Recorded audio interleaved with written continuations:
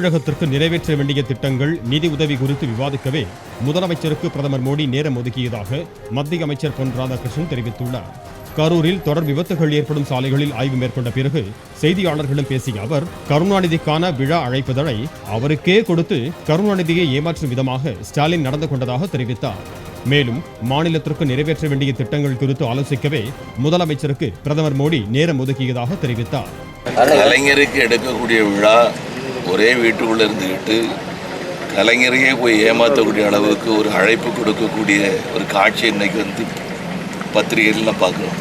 இந்த மாநிலத்திற்கு செய்ய வேண்டிய உதவிகளை செய்ய வேண்டியது மத்திய அரசாங்கத்துடைய கடமை. அந்த வகையில் பண்ணிட்டு இருக்கிறாங்க. இது சம்பந்தமாக முதலமைச்சர் சம்பந்தி பேசும்போது முதலமைச்சருக்கு நேரம் கொடுத்துருக்குறாங்க, பேசியிருக்கிறாங்க.